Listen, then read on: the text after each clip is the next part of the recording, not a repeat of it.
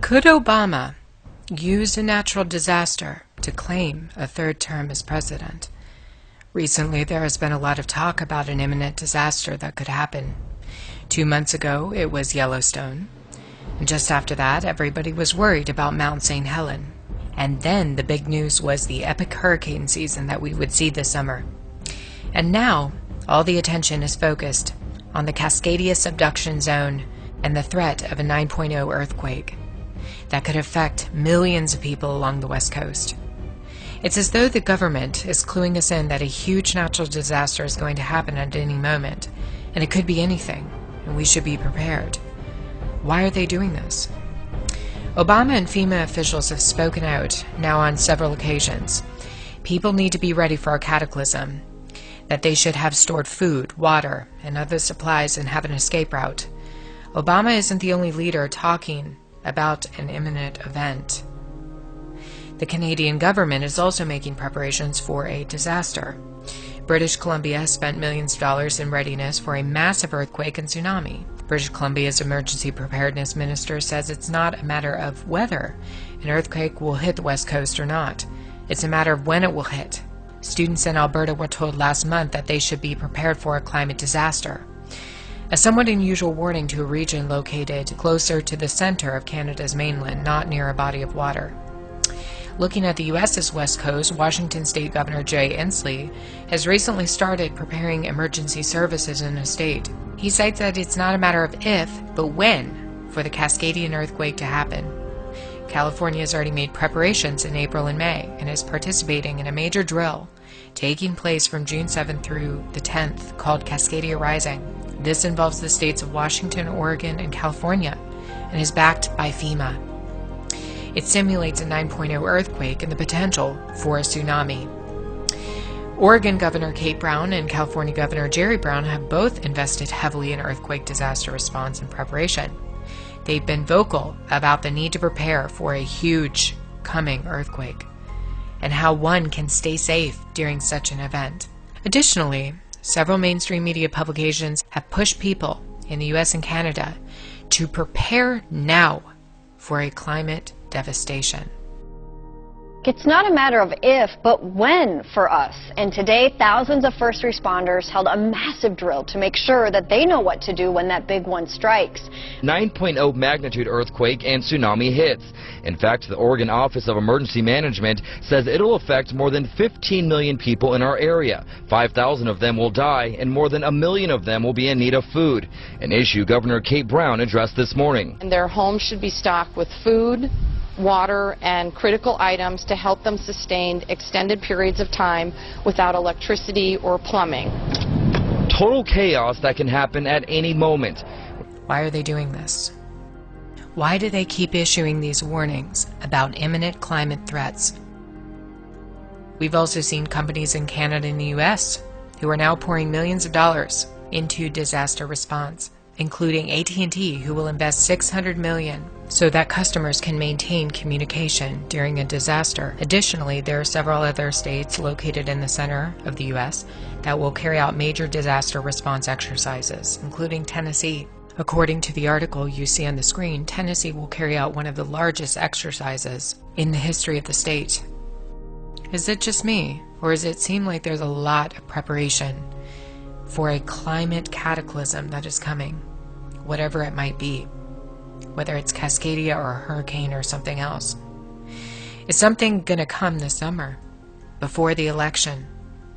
And if so, could this result in a cancellation by Barack Obama? The answer is yes.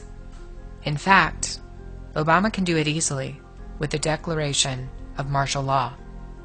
Constitutional rights in America will be suspended in such an instance.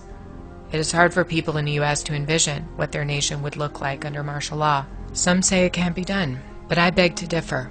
In fact, I will play a clip of a congressional hearing from decades ago, where a discussion ensued about the suspension of the Constitution and the establishment of a provisional government during a time of national crisis. A crisis does not have to be a military invasion. It could be a natural disaster that leads to the outbreak of chaos. In this event, Obama could easily lay aside all amendments of the Constitution, including the 22nd, that forces term limits on the executive branch. Colonel North, in your work at the NSC, were you not assigned at one time to work on plans for the continuity of government in the event of a major disaster? Mr. Chairman. I believe that question touches upon a highly sensitive and classified area, so may I request that you not touch upon that, sir. I was particularly concerned, Mr. Chairman, because I read in Miami papers and several others that there had been a plan developed by that same agency, a contingency plan in the event of emergency that would suspend the American Constitution. And I was deeply concerned about it and wondered if that was the area in which he had worked. I believe that it was. May I most respectfully request that that matter not be touched upon at this stage. If we wish to get into this, I'm certain arrangements can be made for an executive session. And tragically, the only member who got close was Jack Brooks, and he was stopped by the chairman. But the truth of the matter is that, yes, you do have those standby provisions, and the plans are there, and the statutory emergency plans are there, whereby you could, in the name of stopping terrorism, apprehend, invoke the military, and arrest Americans and hold them in detention camps. This clip clearly shows that a top-secret plan has been in place for some time that pertains to the suspension of the U.S. Constitution and the ushering in of a provisional government during a national crisis. For the naysayers, here is a congressman who was told to shut up when he questioned that such a plan was already in place. If Obama isn't going to declare martial law and establish a provisional government at some point from now until January 19, 2017, then why did Mitch McConnell fast-track a bill back in January that handed Obama absolute authority of the U.S. military to declare martial law anywhere in the world, including the United States? That's correct. Never before in history has a president of the U.S. had such power over the military to declare martial law for any reason, at any point in time, anywhere in the world. Martial law changes everything, even constitutional rights. You no longer have them. They're gone, including the 22nd Amendment, which limits Obama to 2 terms. He no longer would be forced to leave office if martial law was declared. Several individuals have spoken out publicly about the potential for an Obama 3rd term with the eruption of a major calamity in the United States. Dr. Ben Carson warned that Obama could cancel the election under widespread anarchy, while former Congressman Allen West declared that Obama was taking several actions to ensure that he will have a 3rd term. Larry Nichols has spoken out about Obama's plot to keep power using a FEMA provisional government, and Democratic Senator Chris Murphy warned on the floor of the Senate back in January that Mitch McConnell's bill was handing martial authority to Barack Obama. Is working.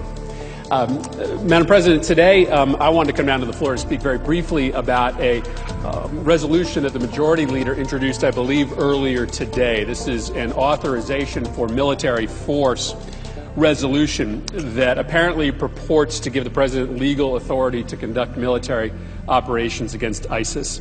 Before we break for the weekend, Madam President, I thought it was important to come to the floor to explain why, very briefly, to my colleagues, to explain what this resolution really is. This resolution is a total rewrite of the War Powers Clause of the United States Constitution. Let's be clear about that. It is essentially a declaration of international martial law, a sweeping transfer of military power to the President that will allow him or her to send U.S. troops almost anywhere in the world for almost any reason with absolutely no limitations. Everything's been put in place. The stage has been set. All that's needed now is a widespread calamity or catastrophe, and then troops can be ushered in, and the Marshall Declaration can be made in the United States. An Obama third term scenario is really not hard to accomplish. If the Cascadia subduction zone were to blow, or any other type of natural disaster, such an event could easily cause enough chaos, looting, and rioting for Obama to declare the Marshall State. Once he does this, the 22nd Amendment goes up in smoke, and his third term is ushered in.